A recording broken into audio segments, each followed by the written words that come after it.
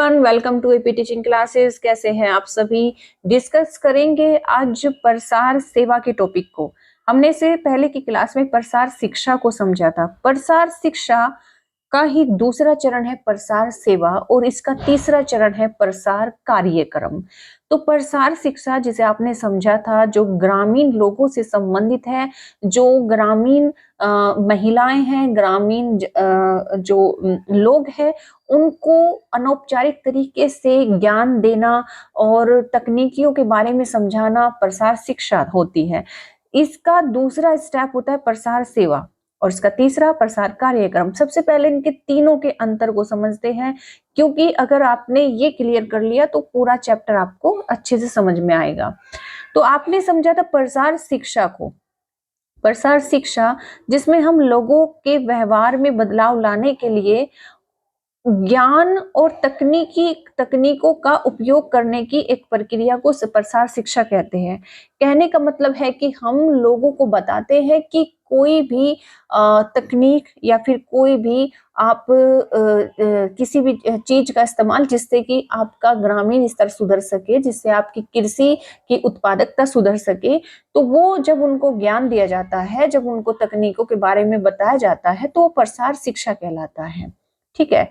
और उस तकनीकी को, उस ज्ञान को हमें कौन से कार्यक्रमों के तहत, कौन सी प्लानिंग, कौन सी गतिविधियों के तहत जो है उनको लागू करना है, वो प्रसार सेवा कहलाता है। ठीक है। यानी कि हम टेलीविजन के माध्यम से, समाचार पत्रिकाओं के माध्यम से, या फिर सभाओं के माध्यम से, या फिर व्यक्तिगत रूप से मिलकर, या फिर मेलाओं के माध्यम से मेला लगा के हम उनको ये चीजें समझाएंगे, तो उसमें ये सभी कार्यक्रम किए जाते हैं, ये प्लानिंग बनाई जाती है, इन गतिविधियों को अपनाया जाता है, तो वो कहलाता है प्रसार सेवा। ठीक है। फिर प्रसार प्रक्रिया क्या है। प्रसार प्रक्रिया में क्या आता है कि हमने प्रसार सेवा के अंतर्गत जो भी कार्यक्रम बनाए हैं, जो भी प्लानिंग की है, उनको एग्जीक्यूट करके दिखाना। जैसे फॉर एग्जांपल हमने कोई मशीन मंगाई है कि भाई आजकल जो एडवांस टेक्नोलॉजी आ गई है, हम ये मशीन है, इससे अगर आप इसका उपयोग करोगे तो आपकी खेती अच्छी होगी, आपकी फसल अच्छी होगी, आपकी उत्पादकता अच्छी होगी, जिससे आपका आर्थिक विकास होगा, जिससे आपका सामाजिक विकास होगा। ठीक है। अगर आप ऐसा करते हैं तो आप क्या करेंगे, प्रसार प्रक्रिया के अंतर्गत क्या करेंगे, उस मशीन को चलाकर दिखाएंगे, उसके जो कलपुर्जे है उसको समझाएंगे, उसके पार्ट से उसके बारे में बताएंगे, उसकी टेक्नोलॉजी को समझाएंगे कि कैसे आपको इसको यूज करना है और उसको यूज करके दिखाना है। प्रसार प्रक्रिया में क्या है, आपको दिखाना है कि ऐसे ऐसे इसको जो है यूज किया जाना है। ठीक है। तो ये प्रसार प्रक्रिया हो जाएगी। ये हुआ इनके तीनों का डिफरेंस। आपको इसमें कंफ्यूज नहीं होना है। प्रसार शिक्षा, प्रसार सेवा, प्रसार प्रक्रिया। प्रसार शिक्षा लोगों को जानकारी देना, प्रसार सेवा जानकारी किस तरीके से देनी है वो आता है इसमें, और फिर प्रसार प्रक्रिया उस जानकारी को करके दिखाना। ठीक है। जो भी तरीका आपने अपनाया है, चाहे वो कोई भी तरीका आपने अपनाया हो, तो उस तरीके को करके दिखाना, तो ये प्रसार सेवा कहलाता है। ठीक। और इसको स्कूल के बाहर की शिक्षा कहा जाता है। ये जो आपकी प्रसार प्रक्रिया है, ये पूरा प्रोसेस जिसमें आपको सब चीजें इसमें जो है इन्वॉल्व रहती है, तो ये स्कूल से बाहर की शैक्षणिक व्यवस्था के अंदर ग्रामीणों के साथ कार्य करना। ठीक है। ये स्कूल की बाहर की शिक्षा है। ठीक। इतना आप समझ गए। अभी इससे पहले आपने जो है प्रसार शिक्षा को समझा था, आज हम दूसरा चरण प्रसार सेवा समझ रहे हैं। तो प्रसार सेवा क्या है, एक्सटेंशन सर्विस क्या है। ठीक है। बिल्कुल मिलता जुलता है, बिल्कुल संबंधित है। ठीक है। रिलेवेंट है, एक दूसरे के कह सकते हैं कि बिल्कुल इसी तरह के जो है सेम बात इसमें रहती है। यानी कि आपने एक्सटेंशन एजुकेशन, प्रसार शिक्षा में लोगों को जानकारी दी। ठीक है। और प्रसार सेवा में आप क्या करेंगे, प्रसार सेवा में गतिविधियां करेंगे, कार्यक्रम बनाएंगे, तरीके ढूंढेंगे उसको कि कैसे समझाए, है ना। तो कृषि विकास तथा ग्रामीण कल्याण हेतु कार्यक्रम चलाने के लिए प्रसार प्रक्रिया को एक माध्यम के रूप में प्रयोग किया जाता है ना। और प्रसार एक शिक्षा है। प्रसार क्या है, एक शिक्षा है। ठीक। ग्रामीणों की दशा सुधारने हेतु पहले जो प्रयास किए गए थे, उनमें कृषि विधियों को अपनाना तथा अन्य उत्पादन की वृद्धि पर विशेष जोर दिया गया था। कहने का मतलब यहाँ पर यह है कि एडवांस टेक्नोलॉजी पर जोर इसमें दिया जाता है। ठीक। तो प्रसार सेवा वह शिक्षा है जो स्कूल के बाहर युवकों व वयस्कों को उन्हीं की इच्छा के अनुसार, उन्हीं की इच्छा और उन्हीं की आवश्यकता के अनुसार मूल जानकारी प्रदान करती है। ठीक है। और प्रसार शिक्षा कहो या फिर कहो प्रसार सेवा वह शिक्षा है जो हर एक को अपनी रुचि के अनुसार अपने ही निर्णय लेने व कार्य करने की स्वतंत्रता दिलाता है। यानी आपको प्रसार कार्यकर्ता डिसाइड नहीं करेगा कि वो आपको क्या पढ़ाएंगे, क्या सिखाएंगे, कौन सी मशीन आपको लेनी है, नहीं, आप डिसाइड करोगे कि आपको क्या पसंद आ रहा है, कौन से तरीके से आप सीख पा रहे हो, कौन सी टेक्नोलॉजी को आपको यूज करना है, उसके लिए आप स्वतंत्र है। वो आपके ऊपर जोर जबरदस्ती कोई भी योजना नहीं थोप सकते। ठीक है। और आपकी आपकी उन्हें रूढ़ियों का भी ध्यान रखना है, आपकी संस्कृति का भी ध्यान रखना है। ठीक है। तो जिसके आधार पर जो आपका समाज है उसका भी ध्यान उसको रखना है कि उसका संगठन कैसा है। ठीक है। इस प्रकार प्रसार अधिक जानकारी तथा ज्ञान हेतु प्रेरणा प्रदान करता है। इसकी सहायता से ग्रामीण जनता उन सभी समस्याओं को सुलझा लेती है, तो उनके जीवन के किसी भी आयाम में नए रास्ते तथा नए ज्ञान पर अमल करने में ही जो है उनकी भलाई होती है, या फिर कह सकते हैं कि उन्हें फायदा होता है। ठीक। अब समझते हैं कि जैसे हम ग्रामीण लोगों को प्रसार शिक्षा के बारे में मतलब जानकारी देते हैं, प्रसार शिक्षा के तहत नई नई टेक्नोलॉजी की और ग्रामीण जीवन को बेहतर बनाने की, उनके सामाजिक जीवन को बेहतर बनाने की, तो उसमें कुछ बाधाएं भी आती हैं। यानी हमारे सामने जब फॉर एग्जाम्पल हम फील्ड पे जाते हैं, है ना, आप मुझे समझो कि मैं प्रसार कार्य करता हूँ। ठीक है। और मैं जाकर जो है मिल रही हूँ लोगों से, तो खासकर ग्रामीण क्षेत्र में, तो क्योंकि ग्रामीण क्षेत्रों का जो मानसिकता है वो ऐसी है कि वो शहरी जीवन की तरफ जो है जल्दी मतलब लुभते हैं, उसकी तरफ ज्यादा आकर्षित होते हैं और अपनी पद्धतियों को, अपनी जो है कल्चर को क्या करते हैं, वो छोड़ते चले जाते हैं, है ना। और लेकिन कुछ ऐसी भी चीजें हैं जिनसे मतलब वो बंधे हुए हैं, जिन्हें हम कह सकते हैं कि बहुत जटिलता से उन रूढ़िवादियों में जकड़े हुए हैं। दूसरी तरफ अगर हम देखें तो हमें बहुत सी मतलब बड़ी बहुत ही ज्यादा संवेदनशीलता से उनको समझाना पड़ता है, उनको समझाना बेहद ही मतलब कठिन होता है। क्यों? क्योंकि हमें जब हम उनको कुछ टेक्नोलॉजी या फिर चीजों को अपनाने के लिए बात करते हैं तो हमारे सामने कुछ प्रॉब्लम आती है। वो आती है ये कि जो ग्रामीण जनता होती है ना, ग्रामीण जनता के सबसे बड़ा जो रीजन होता है जिसमें वे जकड़ी रहती है, वो होता है उनकी संस्कृति। ठीक है। तो उनका जो सांस्कृतिक ढांचा होता है वो बहुत ही जटिल होता है।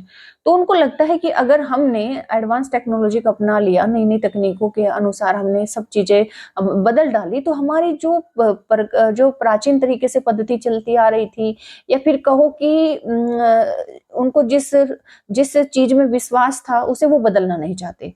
उनको लगता है हमारी संस्कृति नष्ट हो जाएगी, है ना।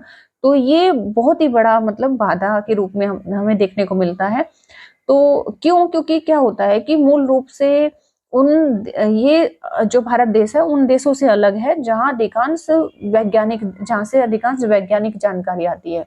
यानी कि हम देखते हैं कि विदेश जितने भी विदेशी कंट्री हैं, जो फॉरेनर कंट्री है, तो वो साइंस पर विश्वास करती है ना। वो किसी भी रूढ़िवादी या परंपरागत पद्धतियों पर विश्वास नहीं करती है, वो हर एक चीज को अपडेट करती है। तो भारत में जब ये चीजें आती हैं तो भारत के लोग उसको एक्सेप्ट करना नहीं चाहते हैं, या फिर उनको एक्सेप्ट करने में बहुत टाइम लग जाता है, बहुत ज्यादा उनको कठिनाई आती है। ठीक। दूसरी कठिनाई हमारे सामने, दूसरी बाधा ये आती है कि किसी भी अन्य देश की संस्कृति की परिस्थितियां अलग है और हमारे यहाँ वही संस्कृति की पद्धतियां जो है अलग है।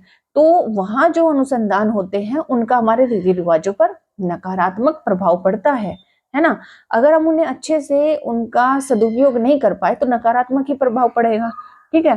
तो भारत के जो ग्रामीण जनता है वो अपनी सभी आवश्यकताओं को किसी निर्धारित समय में ही पूरा करना चाहे तो इसके लिए कोई व्यवहारिक साधन नहीं है। ठीक है। तीसरी हमारे सामने बाधा ये आती है कि भारतीय जो समाज है दो वर्गों में बटा हुआ है, एक शहरी तो दूसरा ग्रामीण। तो भारत की जो शहरी दुनिया है ना, वो तो जल्दी से न्यू टेक्नोलॉजी को एक्वायर कर लेती है, उसको मतलब एक्सेप्ट कर लेती है, लेकिन ग्रामीण लोग उसको एक्सेप्ट करने में बहुत ज्यादा टाइम लेते हैं। और यही रीजन है कि गांव तक टेक्नोलॉजी नहीं पहुंच पा रही है, उनका विकास नहीं हो पा रहा है, चाहे वो सामाजिक विकास हो चाहे वो आर्थिक विकास हो। ठीक है, तो प्रसार शिक्षा का काम ये होता है, वो चाहती है कि प्रसार शिक्षा में नई नई जो तकनीकियां होती हैं, नई तरीके होते हैं, कार्यक्रम होते हैं, योजनाएं होती हैं, तो उनके तहत तो उनका विकास किया जा सके। लेकिन जब वहां पर उनको शिक्षा दी जाती है तो ये सब बाधाएं आती हैं, उसमें ये सब मतलब समस्याएं देखने को मिलती है। ठीक, अब तीसरा जो चरण होता है वो होता है प्रसार प्रक्रिया। प्रसार प्रक्रिया मैंने आपको समझा ही दिया है कि जो भी कार्यक्रम, जो भी नीतियां हमने बनाई हैं, उनको एग्जीक्यूट करना ही प्रसार प्रक्रिया होता है।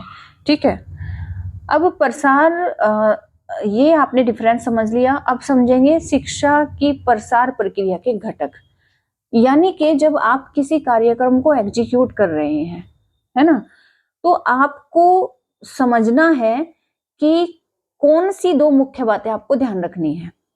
पहली आपको ध्यान रखनी है शिक्षण विधियां, यानी आपको उन तरीकों, कौन से वो तरीके होंगे जिस तरीकों से आप जो है लोगों को समझा सकते हैं। या तो घर पे बैठ करके समझाएं, या फिर प्रदर्शनी के माध्यम से, या फिर सभाओं के माध्यम से, या फिर मेले के माध्यम से। पहला काम तो आपको ये डिसाइड करना है।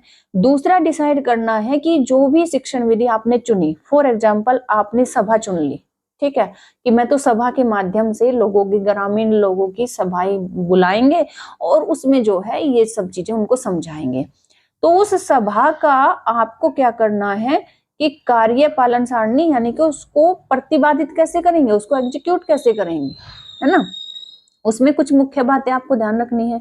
जब आप एग्जीक्यूट करें किसी भी कार्यक्रम को, तो आपको मुख्य बातें ध्यान रखनी है। क्या करनी है कि कोई भी योजना आपको पहले तैयार करनी है कि भाई मुझे इस तरीके से जो है यहाँ पर सभा बुलानी है। ठीक है, दूसरा आपको वर्ष भर के लिए एक चार्ट देना है कि कितनी सभाएं बुलानी है, किस किस समय पे बुलानी है, और उन सभा में हर बार कौन सा टॉपिक जो है अलग तरीके से हम लोगों को समझाया जाएगा, ये आपको चार्ट बनाना है। ठीक, और प्रसार शिक्षा हेतु प्रशिक्षण कार्यक्रम की योजना बनानी है कि समय समय पर आपको जो है ट्रेनिंग देनी है। ठीक, और कार्यक्रम का मूल्यांकन भी करना है। जब आपका प्रोग्राम कंप्लीट हो जाए तो उसके बाद में आपको मूल्यांकन भी करना है कि लोगों ने कितनी जानकारी हासिल की है और उनको कितना समझ में आया है। साथ ही साथ अपनी प्लानिंग सब कुछ मतलब अच्छे से डिसाइड करके योजना के तहत ही सारा कार्यक्रम आपको करना है। ठीक, तो इन सभी मुख्य बातों का आपको ध्यान रखना है जब आप कोई भी कार्यक्रम एग्जीक्यूट आप करें। ठीक है, अब बात कर लेते हैं प्रसार शिक्षा के अंगों की। प्रसार शिक्षा जो कि हमारा पहला चरण है, तो इसमें कितने अंग होते हैं? तो प्रसार शिक्षा में 3 अंग होते हैं। प्रसार शिक्षा के अपने 3 अंग होते हैं। जैसे आपको किसी को किसी भी चीज की नॉलेज देनी है, ज्ञान देना है, बताना है उसके बारे में। फॉर एग्जाम्पल आपको किसी स्पेशल बीज के बारे में बताना है, ठीक है, कि भाई अगर आप इस बीज का इस्तेमाल करोगे तो इससे क्या फायदा होगा। ठीक है, तो सबसे पहला काम आपका क्या होना चाहिए कि उस बीज के बारे में आप रिसर्च करें अच्छे से, सारी डिटेल आपके पास में होनी चाहिए, सब कुछ उसके बारे में आपको पता होना चाहिए। दूसरा काम आपके पास में आपको क्या करना है, फिर उस बीज के बारे में आपको अच्छे से आपको टीचिंग करानी है। ठीक है, इसको कैसे यूज करना है, कितने समय के लिए जो है इसको इसमें फसल तैयार हो जाएगी, इसका संरक्षण कैसे करें, इससे दूसरी फसल कैसे तैयार करें, ये सब आपको जो है टीच कराना है। और तीसरा इसमें जो स्टेप आता है प्रसार शिक्षा के अंग में, वो आता है ये कि आपको अच्छे से उसको एग्जीक्यूट करके भी बताना है, दिखाना है कि देखिए मैंने ये इससे पौधा लगाया, उसके बाद ये ऐसा हुआ, इसमें इतने फल आए, ये आए, इसके बीज को मैंने ऐसे संरक्षित किया और इसके साथ में मिला के हम जो है ये नया बीज तैयार कर सकते हैं। इसके मुख्य फायदे, इसके मुख्य लाभ, इसके हानि, उसके संरक्षण, सब कुछ आपको उसमें जो है करके दिखाना है। तो ये क्या है, ये हुआ एक तरह से प्रसार शिक्षा के अंग। यानी कि आप जब लोगों को ज्ञान दे रहे हो, बता रहे हो, तो आपको 3 मुख्य बातें आपकी मतलब उसमें लेक्चर में शामिल होना चाहिए। यानी आपको सबसे पहले ये चीजें जो है तैयार करनी है। ठीक है, उसके बाद ही किसी को जो है आप किसी चीज के बारे में नॉलेज या फिर ज्ञान प्रसारित करें। ठीक, अब बात करते हैं प्रसार सेवा के आधारभूत तत्व। जो प्रसार सेवा जो दूसरा चरण है उसके आधारभूत तत्व क्या है? तो जो दूसरा चरण है प्रसार सेवा, जब हम प्रसार सेवा यानी कि कोई कार्यक्रम बना रहे हो, कोई प्लानिंग बना रहे हो कि भाई फॉर एग्जांपल हमें एक गांव दे दिया गया, ठीक है, और हमारे पास में नॉलेज है, प्रसार शिक्षा के तहत हमारे पास में नॉलेज है और हमें लोगों को नॉलेज देनी है, ज्ञान देना है, ठीक है, किसी भी चीज के बारे में, टेक्नोलॉजी के बारे में बताना है या फिर किसी भी चीज के बारे में बताना है। तो अब बात आएगी कि किस तरीके से, क्योंकि प्रसार सेवा में तो तरीका ही आता ना कि भाई किस तरीके से उनको समझाया जाए, है ना। तो सबसे पहले जब हम तरीका अभी हमने डिसाइड कर लिया कि फॉर एग्जांपल हमें जो है सभा बुलानी है और सभा के माध्यम से हम जो है लोगों को ये जानकारी देंगे, ठीक, हम लोगों को ये जानकारी बांटेंगे। तो उसमें सब आपके पास में कुछ बेसिक चीजों पर आपको सबसे पहले काम करना है। वो बेसिक चीजें क्या है कि आपको मनुष्य जो वहां के जो लोग हैं उनके बारे में पता करना है कि वो कैसे है, किस प्रकार के हैं और वो उनको किस तरीके से समझ में आएगा, ठीक है। ये डिसाइड आपको तब करना है जब आपको समझ में आ जाए कि यहाँ के लोग किस तरीके से समझेंगे, ठीक है। दूसरा आपको काम करना है उनके उनके पर्यावरण, वे किस तरह के पर्यावरण से जुड़े हैं। आपको ये भी तो आप पता चला वहां पर जाकर इंग्लिश में बोलने लग जाए, अब उनको तो कुछ आता ही नहीं है, वो आप हिंदी में बोलने लग जाए, उनको हिंदी भी समझ में नहीं आ रही, उनको अपनी देहाती भाषा समझ में आ रही है। तो आपको उनका पर्यावरण भी पता करना है कि वो किस तरह के पर्यावरण से जुड़े हुए हैं। तो जब आप उनका वहां के मनुष्य को समझ लो, वहां के आदमियों को समझ लो और वहां के पर्यावरण को समझ लो, तीसरा आपको काम करना है कि वहां जो संस्थाएं हैं या फिर कहे कि मानव निर्मित साधन संस्थाएं वहां पर कैसी है। पता चला आप वहां पर कोई मतलब ऐसी चीज उठाकर ले आए जो बिजली से चलने वाली है और उस गांव में बिजली ही नहीं है, ठीक है, तो आप कैसे उसको चलाकर दिखाओगे? या फिर कहो कि उसमें जो है ऐसी आवश्यकता है जो वहां से पूर्ति नहीं हो सकती, ठीक है। तो इन सभी चीजों का आपको ध्यान रखना है जब आप किसी भी प्लान को बना रहे हैं कि मैं ग्रामीण लोगों को इस तरीके से सिखाऊंगा। तो प्लान बनाने से पहले इन 3 चीजों पर आपको काम करना है, तब आप प्लान बनाओ। अगर वहां पर बिजली है, सब कुछ है, ठीक है, फॉर एग्जाम्पल वहां पर लाइट है, ठीक, और वहां का इन्वायरमेंट ऐसा है कि अच्छा भवन बना है, सब कुछ लोग समझ सकते हैं, तो मतलब वो समझ लेते हैं, थोड़ी बहुत इंग्लिश भी समझ लेते हैं या फिर जो है अच्छी खासी हिंदी समझ लेते हैं, ठीक, और जो मनुष्य है वहां के वो ऐसे है कि वो कोऑपरेट कर रहे हैं आपको, जो वहां के आदमी हैं, जो लोग हैं वो आपको कोऑपरेट कर रहे हैं। तो आप जो है टीवी के माध्यम से भी उस चीजों को समझा सकते हो, समझ रहे हो, चार्ट के माध्यम से भी समझा सकते हो, है ना। तो ये चीजें पहले, इन चीजों पर आपको काम करना है, ठीक, ये समझ गए आप, आधारभूत तत्व होते हैं। अब बात करते हैं प्रसार शिक्षा के मूल तत्व की। जो पहला चरण हमारा है प्रसार शिक्षा, हमने पहले प्रसार शिक्षा के अंग देखे थे जिसमें हमें रिसर्च करना है, उसके बाद में हमें उन्हें एजुकेशन देना है, उसके बाद में उसको एग्जीक्यूट करके दिखाना है, ठीक है। अब प्रसार शिक्षा के मूल तत्व भी समझते हैं कि प्रसार शिक्षा में कुछ मूल तत्व भी होते हैं, वो आपको हालांकि आप समझ चुके हो लेकिन फिर भी एक बार समझना है कि जब आप प्रसार शिक्षा यानी कि आप जानकारी दे रहे हो लोगों को, तो उनकी संस्कृति कैसी है, उनके रीति रिवाज कैसे हैं, उनका आपको जरूर सम्मान करना है। ये नहीं कहना कि आपकी संस्कृति बुरी है, आप इस पद्धति को छोड़ दो, आप अपने रीति रिवाज को छोड़ दो, आप इसे बदलो, नहीं, उनकी संस्कृति, उनके रीति रिवाजों का आपको सम्मान करना है और उनको साथ में लेकर चलना है, ठीक है। आपको उनको एक तरह से बिल्कुल आजाद रखना है, उन पर कोई भी अपना विचार, अपनी सोच, अपनी अवधारणा थोपनी नहीं है, ठीक है। और जो कार्यक्रम है उस कार्यक्रम में वे ऐच्छिक रूप से खुद ही भाग ले, खुद ही पार्टिसिपेट करे, वो उनकी मर्जी के ऊपर होना चाहिए, है ना। वो किसी भी कार्यक्रम को अपनाए ना अपनाए वो उनके ऊपर होना चाहिए, ठीक है। और शिक्षात्मक आपको अच्छी बातें, अच्छे पहलुओं पर डिस्कस करना है, नकारात्मक पहलुओं को भी बताना है, लेकिन सकारात्मक और गुणात्मक पहलुओं पर ज्यादा डिस्कशन करना है कि इसके लाभ क्या है, इसके बेनिफिट क्या है, ठीक है।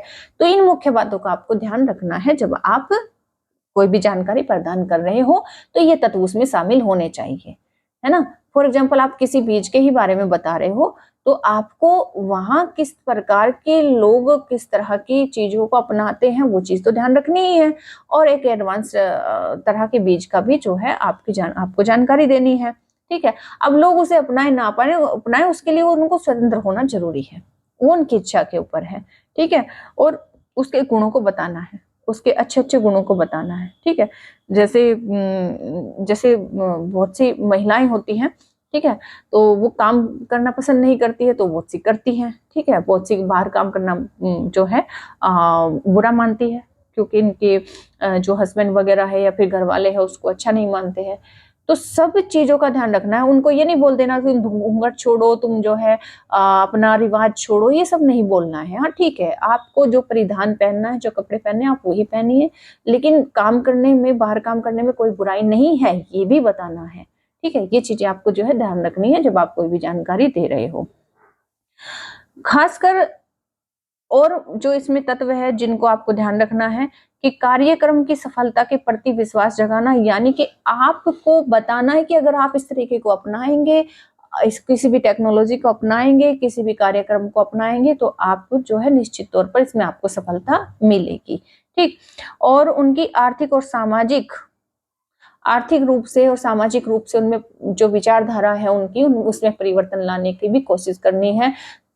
आर्थिक परिवर्तन इसलिए लाना है ताकि जो है उनको लगे कि अच्छा उत्पादन हो रहा है, अच्छी कमाई हो रही है, ठीक है। और साथ ही साथ सहयोग एवं स्वेच्छा की भावना, भाई उनको खुद वे कोऑपरेट कर रहे हैं, आपको खुद आपके साथ में आ रहे हैं, आप सभा में बुला रहे हैं तो सभा में आ रहे हैं, ऑफिस में बुला रहे हैं तो ऑफिस में आ रहे हैं, और घर पर मिलने जा रहे हैं तो वो घर पे मिलने में कोऑपरेट कर रहे हैं, तो ये उनका सहयोग होना चाहिए, उनकी स्वेच्छा पर होना चाहिए, आपकी मर्जी से नहीं होना चाहिए, ठीक है। ओके, तो ये सब बातें आपको ध्यान रखनी है। साथ ही साथ आपको परिवार का, समाज का और राष्ट्र के उत्थान के लिए भी मतलब जो है उससे संबंधित कार्यक्रम अपने जो है जोड़ के रखने हैं, ठीक। ये आप समझ गए। तो इसमें क्या है, और मुख्य बात इसमें समझने की यह है कि प्रसार शिक्षा का जो क्षेत्र है वो असीमित है, यानी कि वो सीमित नहीं है, वो सिर्फ विद्यालय तक सीमित नहीं है, विद्यालय की बाहर की शिक्षा है, और वो जीवन पर्यंत चलने वाली शिक्षा है, जीवन पर्यंत, ठीक है। वो ऐसा नहीं कि सिर्फ एक एज तक, वृद्धावस्था, प्रौढ़ावस्था तक चलती है, नहीं, जीवन भर सीखने का काम इसमें चलता रहता है। ये विद्यालयहीन शिक्षा है, इसमें सिर्फ विद्यालय में शिक्षा नहीं दी जाती, इसमें तो स्कूल के बाहर की शिक्षा दी जाती है, स्कूल खेत पर जाकर, घर पे जाकर, इस तरीके से जो है लोगों से मिलकर शिक्षा दी जाती है। यह एक अनौपचारिक यानी कि इनफॉर्मल एजुकेशन है, ठीक। इसके अंतर्गत ग्रामीण एवं शहरी महिलाओं को प्रशिक्षण देना और उन्हें सिलाई, बुनाई, गृहवाटिका का ज्ञान, गृह व्यवस्था का ज्ञान एवं महिला उत्थान से संबंधित अन्य जानकारी प्रदान करना इसमें आता है, ठीक है। आप समझ गए। अब इसमें बात करते हैं क्वेश्चनों की, जो इंपॉर्टेंट क्वेश्चन है। इसका अभी ये चैप्टर कंप्लीट नहीं हुआ है, ये 3 क्लास में कंप्लीट होगा, 2 इसके हो चुके हैं, एक और आपकी क्लास आएगी उसमें भी क्वेश्चन रहेंगे, ठीक है। तो पहला क्वेश्चन है, प्रसार शिक्षा का मुख्य उद्देश्य, लाभ कमाना, ज्ञान का प्रचार, मनोरंजन या फिर प्रतियोगिता। तो आपका आंसर हो जाएगा ज्ञान का प्रचार, ठीक है। दूसरा क्वेश्चन है, एक्सटेंशन शब्द जो लिया गया है वो कहाँ से लिया गया है, कौन सी भाषा से लिया गया है। तो एक्सटेंशन का मतलब होता है फैलाना, और ये लिया गया है आपकी लैटिन भाषा से, ठीक। तीसरा क्वेश्चन है, प्रसार शिक्षा का मुख्य कार्य आपको बताना है। तो मुख्य कार्य इसका क्या होता है, देखिए इसके मुख्य कार्य क्या होते हैं, सामाजिक परिवर्तन होता है, कौशल आपके स्किल्स को डेवलपमेंट करता है आपके, और ये ज्ञान का प्रचार करता है, तो इसलिए उपयुक्त सभी आपका हो जाएगा, ठीक है। एक्सटेंशन का अर्थ क्या है, एक्सटेंशन का अर्थ सीमित करना, विस्तार करना, समाप्त करना, कम करना, क्या होता है। तो इसका अर्थ हो जाएगा विस्तार करना, ठीक। प्रसार शिक्षा की शुरुआत कहाँ से हुई है, प्रसार शिक्षा की शुरुआत अमेरिका से, भारत से, जापान से, इंग्लैंड से, कहाँ से हुई। तो प्रसार शिक्षा की शुरुआत हुई कहाँ से, अमेरिका से, ठीक। ओके, क्वेश्चन नंबर 6 है, भारत में प्रसार शिक्षा का संबंध सर्वाधिक किससे रहा है। तो मैंने आपको बताया था पहली क्लास में, तो ये भारत में सबसे ज्यादा इसका जो विस्तार हुआ है वो कृषि के क्षेत्र में हुआ है। क्वेश्चन नंबर 7 है, ग्राम विस्तार सेवा कम्युनिटी डेवलपमेंट प्रोग्राम प्रारंभ कब हुआ था। तो कब हुआ था, 1952 में हुआ था, ठीक। क्वेश्चन नंबर 8 है, प्रसार शिक्षा की प्रमुख विशेषता क्या है, क्या ये कक्षा पर आधारित है, या फिर आजीवन शिक्षा है, या फिर केवल परीक्षा आधारित है, या फिर विद्यालय तक सीमित है। तो ये आजीवन शिक्षा है। विद्यालय तक सीमित गलत है, विद्यालय के बाहर की शिक्षा है। केवल परीक्षा, इसमें परीक्षा होती ही नहीं है। कक्षा आधारित, इसमें कोई कक्षा लगती ही नहीं है, ठीक है। क्वेश्चन नंबर 9, प्रसार शिक्षा की विधियां बांटी जाती है कितनी श्रेणियों में? मैंने आपको बताया, ठीक है। जो प्रसार शिक्षा है वो 3 चरण से होकर गुजरती है, प्रसार शिक्षा, प्रसार सेवा, प्रसार कार्यक्रम। तो इसमें 3 श्रेणियां आती हैं, ठीक है। प्रसार व्यक्तिगत विधि इंडिविजुअल मेथड का उदाहरण इसमें से कौन सा है? गृह भ्रमण, शिविर, प्रदर्शनी, संगोष्ठी।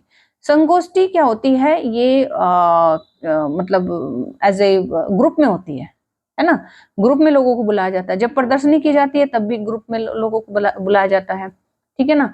और अगर शिविर लगाते हैं तब भी लोग ग्रुप में ही आते हैं। गृह भ्रमण जो है इंडिविजुअल है, यानी कि घर पर जाकर घर पे 1 आदमी 2 आदमी जितने भी हैं उनसे जाके जब मिलते हैं पर्सनली, तो वो इंडिविजुअल मेथड होता है प्रसार शिक्षा का।